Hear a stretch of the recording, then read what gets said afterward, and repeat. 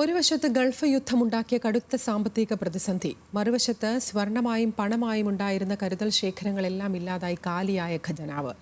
കൊടും പട്ടിണിയിലേക്ക് വീഴുമായിരുന്ന രാജ്യത്തെ കൈപിടിച്ചുയർത്തിയത് 1991 ഡോക്ടർ മൻമോഹൻ സിംഗിന്റെ സാമ്പത്തിക പരിഷ്കാരങ്ങളാണ്.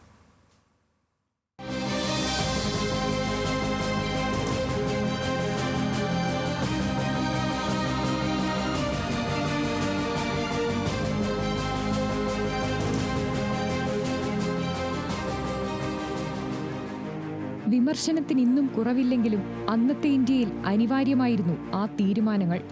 നൂൽപാലത്തിലൂടെയുള്ള നടത്തമായിരുന്നു ആ പദ്ധതി നടത്തിപ്പ്. കണ്ണു തെറ്റാതെയും കാതടയാതെയും 5 വർഷം മുഴുവൻ ഡോക്ടർ മൻമോഹൻ സിംഗ് ധനമന്ത്രാലയത്തിന്റെ ഓഫീസിലിരുന്നു. പ്രധാനമന്ത്രി PV നരസിംഹറാവു ആയിരുന്നെങ്കിലും നയപരമായ തീരുമാനങ്ങളെല്ലാം എഴുതി നൽകിയത് ഡോക്ടർ മൻമോഹൻ സിംഗ് ആണ്.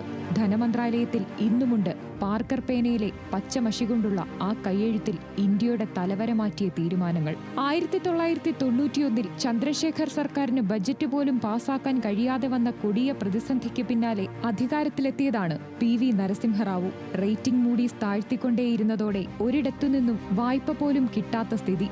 ഗൾഫ് യുദ്ധത്തെ തുടർന്ന് ഇന്ത്യക്ക് ഏറ്റവും ആവശ്യം വേണ്ട എണ്ണയ്ക്ക് കൊടും വില. IMF ഇന്ത്യക്ക് നൽകിയിരുന്ന വായ്പ പാതിയിൽ നിർത്തി. ലോകബാങ്ക് എല്ലാ സഹായങ്ങളും പിൻവലിച്ചു. പിന്നെ ബാങ്ക് ഓഫ് ഇംഗ്ലണ്ടിലും ബാങ്ക് ഓഫ് സ്വിറ്റ്സർലൻഡിലും ഉണ്ടായിരുന്ന സ്വർണം ഈടുവെച്ചാണ് റേഷൻ വിതരണത്തിന് വഴിയൊരുക്കിയത്. അവിടെ ഒരേ ഒരു രക്ഷാമാർഗമേ ഉണ്ടായിരുന്നുള്ളൂ: വിപണി തുറന്നുകൊടുക്കുക, വിദേശത്തുനിന്ന് പണം എത്തിക്കുക. പൊതുമേഖല നിയന്ത്രിച്ചിരുന്ന ഇന്ത്യയുടെ സമ്പദ് വ്യവസ്ഥയിലേക്ക് സ്വകാര്യ മേഖലയ്ക്ക് വഴിവെട്ടുകയാണ് ഡോക്ടർ മൻമോഹൻ സിംഗ് ആദ്യം ചെയ്തത്.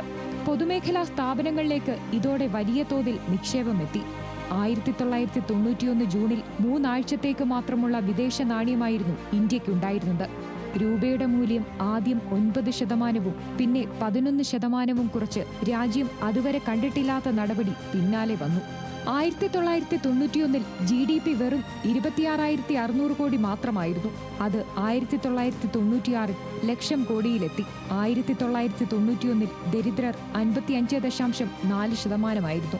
അത് 5 വർഷം കൊണ്ട് 32%. നരസിംഹറാവു സർക്കാരിന് തുടർഭരണം കിട്ടിയില്ലെങ്കിലും ഈ 2 മാറ്റങ്ങൾ തന്നെ ധാരാളമായിരുന്നു പിന്നീടുള്ള ഇന്ത്യയുടെ നിലനിൽപ്പിന്.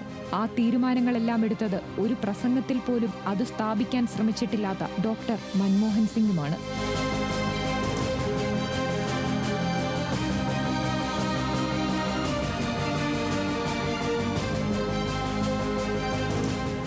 Political desk, news Malayalam.